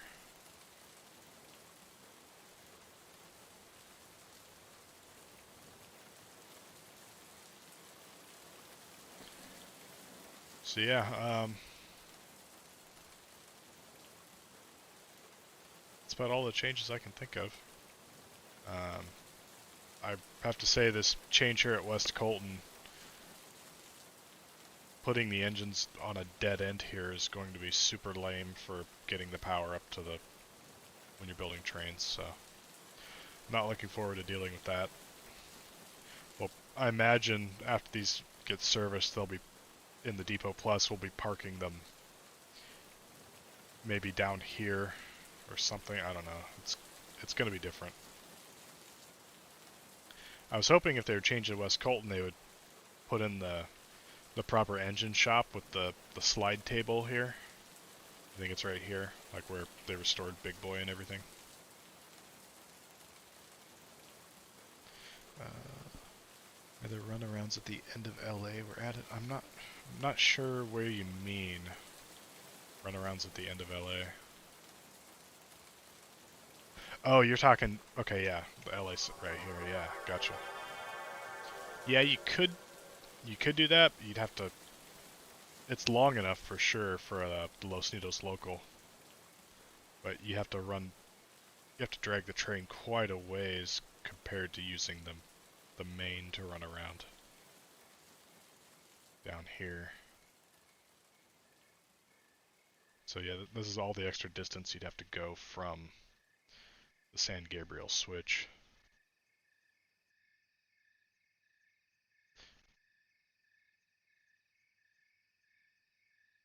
So yeah,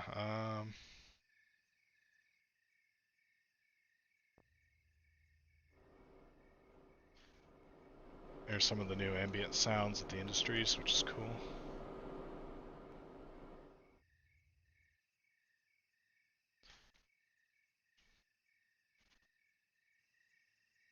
Aye! Okay, did anyone else hear the pirate? Ahoy! Where's me rum? Okay, that's weird. Blow me down! I'm gonna have to check my light. That happens. I might be near another player that doesn't have their license activated. That's what it is. If your license is not activated, after a few minutes you start hearing a pirate. Um,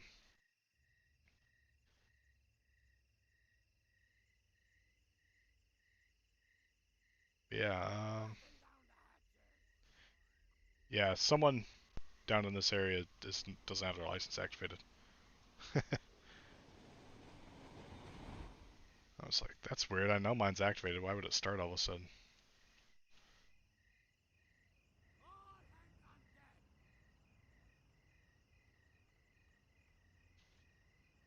Shiver me timbers.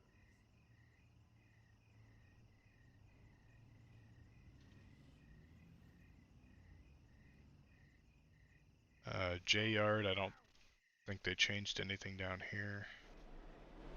Looks all the same.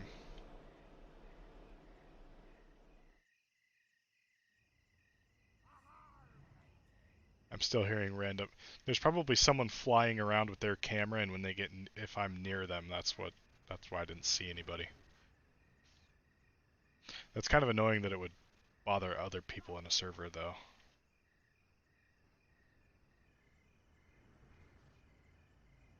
So, someone mentioned they didn't have the LA route here, and when they bought version 3, it was included.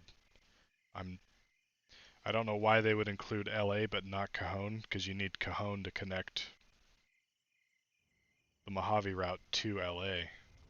I don't know if you could confirm that, Jay, if when you bought V3, if it came with LA, then you wouldn't have a way to drive a train between Abandon them. ship!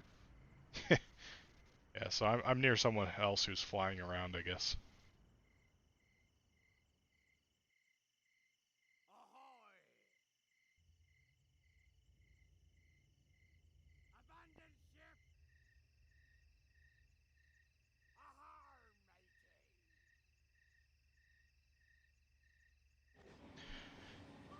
matey! Crap. Let's see if there's anything else I can think of.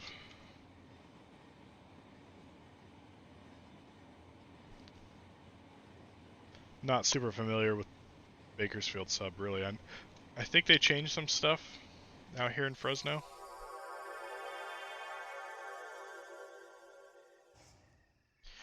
Yeah, it sounded like the one guy that got it by accident somehow or something, but he claimed he didn't have it before, and now he has it after he bought version 3. Oh, this is not good. Or is this the end of the track?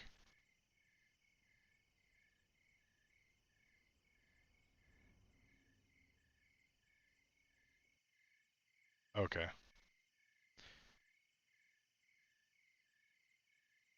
So now, I believe this is new. They've added scenery beyond the end of the track,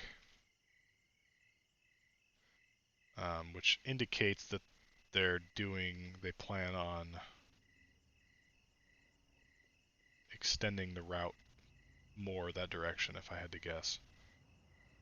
Let's check out where exactly we are and confirm that. So I'm standing on the switch. Okay, yeah. So that was the end of the track there. So it's meant to be the end.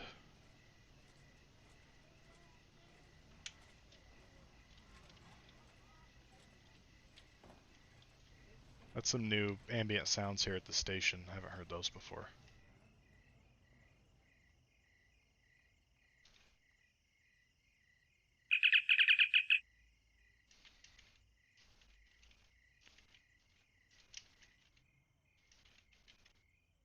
God damn it, fucking caps lock is on.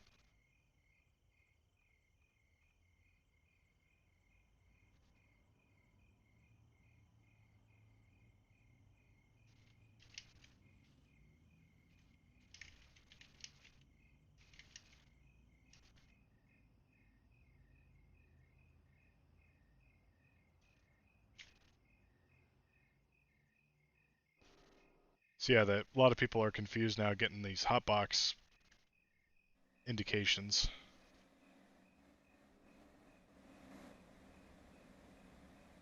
He had a handbrake on, okay. Which he should have gotten the indication. Well, that's a That's now an option, I suppose. Let's see.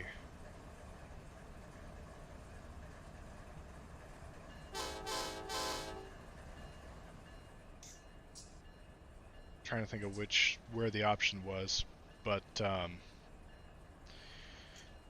now there's the option so the parking brake indicator in the cab on the locomotive will only show if a locomotive brake is on, which is realistic, or you can have it set like it's always been in Run 8, where it'll show if you have any handbrakes on. So he should have, if you had that set that way, you should have had an indication that you had a handbrake on. Yeah, this is out on the Bakersfield sub, which is really flat and boring, but it has pretty good scenery otherwise. Man, the crickets and stuff is cool.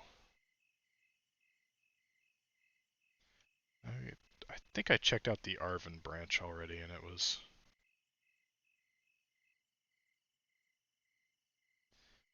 Someone down here has some hand throws open on the main.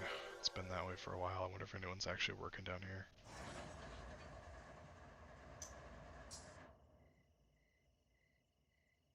Yeah, this hand throw here. That's another thing, is the switches now have a sound. They didn't have any sound before.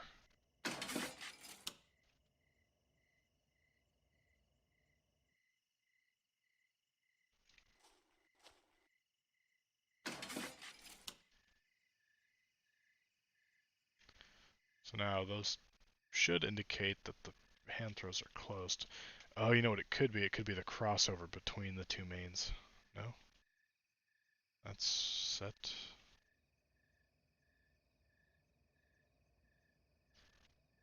Okay, it's still indicating one block.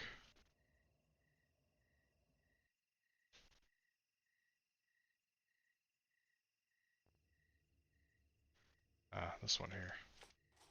So these are the kinds of things you have to deal with more on the public server.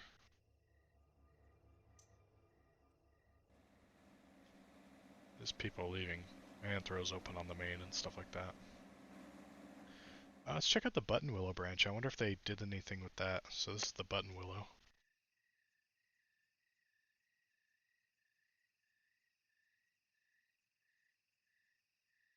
I want to say this farm scenery off to the sides is new in this area. I think this used to be more open. Yeah, they added scenery to this area, so that's cool. This is the end of the button willow. Yeah, it was a little sparse before once you got past the bridge there and the kind of the lumber yard. And the Arvind Branch is down here. I didn't see any changes to the Arvind Branch, but the Arvind Branch is, I think, almost the newest route add-on that there was. So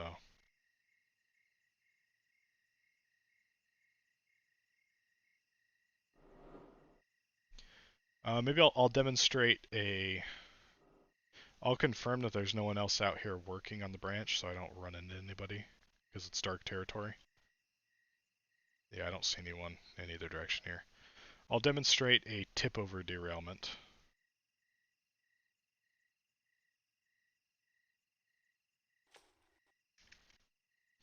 Let's see, we'll clear this. I want the SJVR GP40, which is the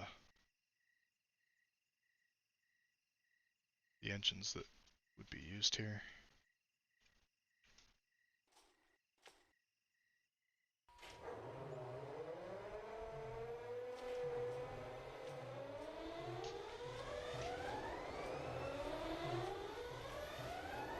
Don't need an EOT on the end. That's another option now. Is you can... Oh, whoa, I didn't realize you could put a flare in there. With other locomotives, you can put a flag there. I don't know why in this one you can put a flare. That's another thing you can... Oh no, not that button. So say you're working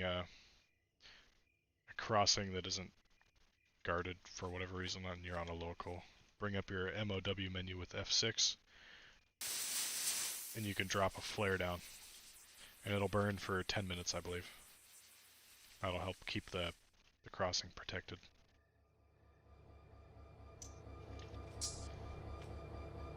I might be too close to the corner here. I'm going to back up a little.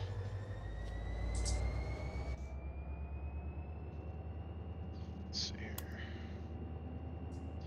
You hear the traction motor whine now? Listen to the contactors.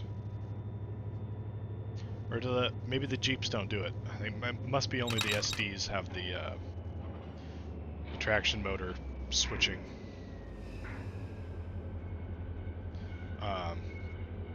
This is another issue. This font here, this font will be wrong if you don't have the proper font installed on your Windows. There's a link on the Run 8 forums to it's a quick download for the font and you install it on your computer and that corrects it. I don't know why that's the case in version 3, but if you download this special digital 7-segment font and it looks correct. So, alright, so we're going to go way too fast around this corner and derail.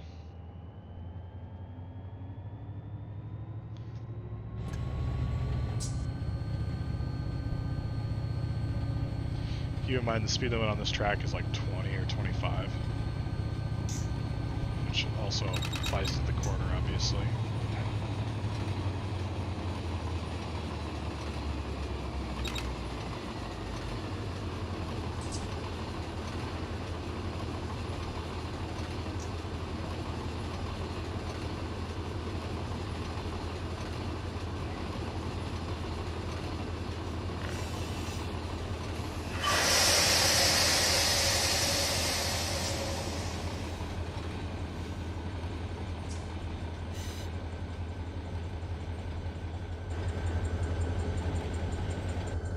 So we have derailed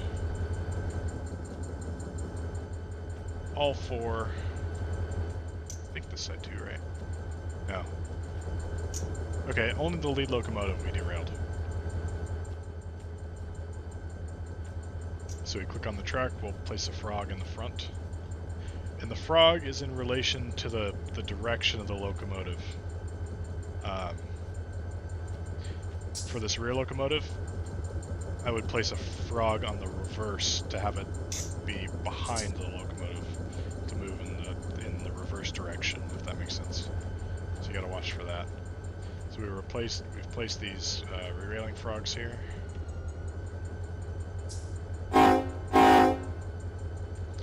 did we dump the air when we did that? I didn't think we did. Oh yeah. So I'll just cheat the air back connected. So that's something you gotta watch for when you derail. You can disconnect your air hoses. Okay, we re-railed that one. And the more of the re-rails you try to run at the same time, like if you derail several axles and you put up a ton of re-railers, it's gonna take more and more power to pull the train up onto the frogs. That air noise, that's new. I haven't heard that one before. That's cool.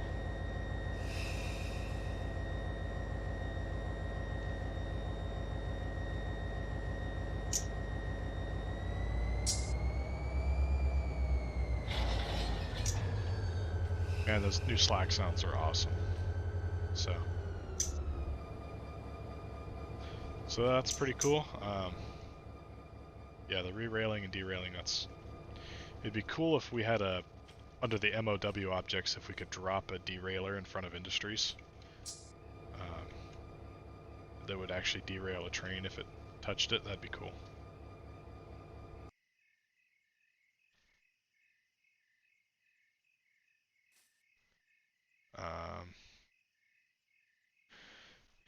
Yeah, I'm struggling to think of anything else to show. This Arvind Branch is basically the same, near as I can tell, since it was about the newest thing there was anyways. This is the very end here.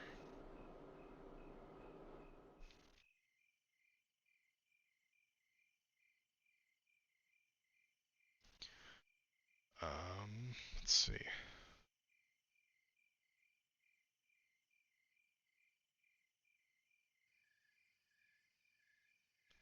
Haven't checked out needles, see if anything changed there. You can see now we're farther east, so it's darker out here, so that's pretty cool. I think that was always a feature of the game, but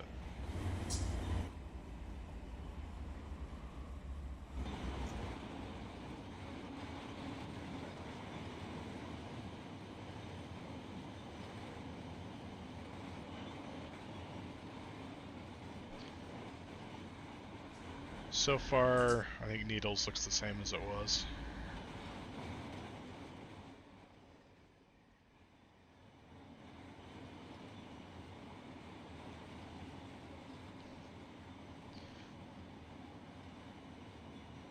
Eventually I'd like to run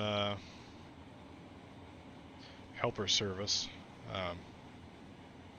I believe I can demonstrate how the helpers work.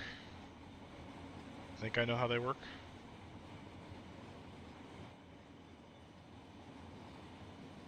Let's see, we'll build a train. Actually, we'll just load this one again.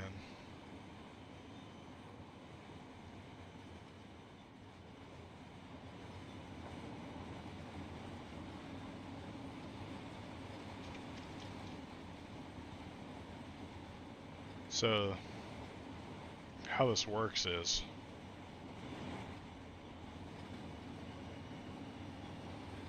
I'll just get everything going here.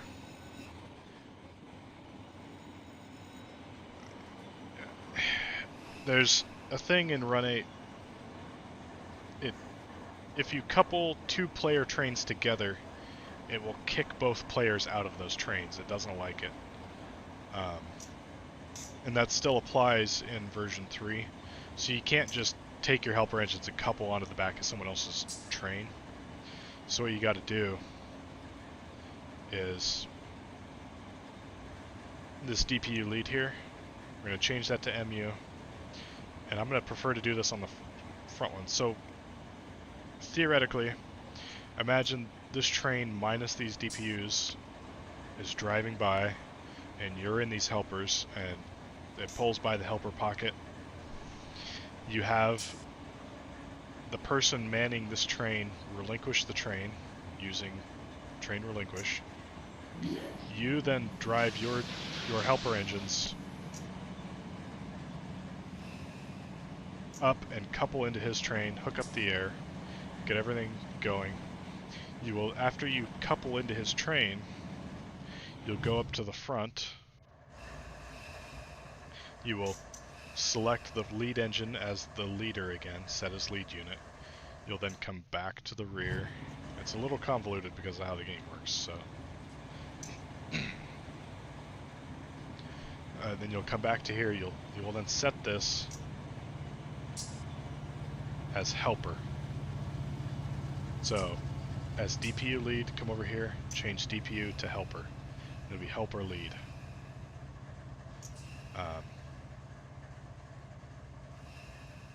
So let's see here. DPU, helper lead. I believe this engine will just have to be set as MU. It just multi-units to this unit. This unit will then control this one. So once that's set up, you will relinquish the train, have the original engineer take back control at the front. Then you can come back here and jump into this engine. And how you do that with the stock, the default controls, you will hold F11 and click on the engine. In my case, it's just the button F on the keyboard because I don't like the F11 command. I changed it to F. So you click F, or you hold F, click on the train. So I don't know if I'm only throttling up the rear here because I'm in the rear. I'll check out the front and see what happened. Okay, yeah, so I was controlling the helper only. You hear how the front is not doing anything. And you can only control the helper when you're in the cab like this, see, now it says you have helper unit control. So that's how it works. And when you have helper unit control, you control throttle, reverser, independent brake, and dynamic brakes. And apparently you can control the horn back here if you want. You can't control the train brakes, those are controlled by the lead engine.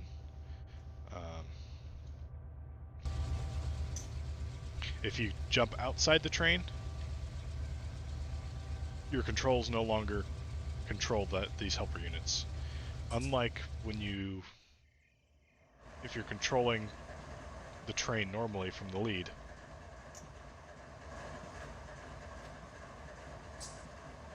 Let's see, we will. That's interesting.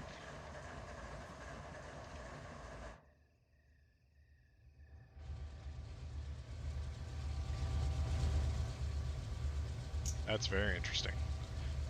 So that's some sort of bug. I'm guessing if you try and take over helper control on your own train, it locks you out of the train or something. I can no longer. Let me click on another train and see what happens.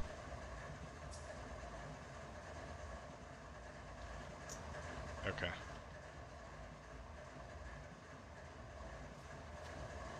Yeah, so it locked me out of this train, so. And that's just due with the implementation that they've got going on here. Let's see if I can manually get inside the engine.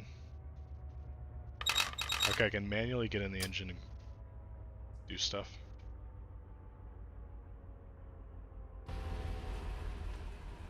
But I've lost the ability to control anything on it. Can't control the couplers.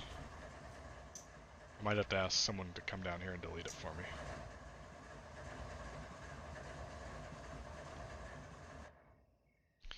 Anyways, I think that's going to be enough for tonight. I went over quite a bit. Hopefully it's helpful to anyone trying to figure anything out or wanted to know what the changes were. I'm sure there's more things I forgot. Like I said, it's an 11-page list of things that they changed. So I hope I could cover all the main pertinent things. So until next time, catch you guys later.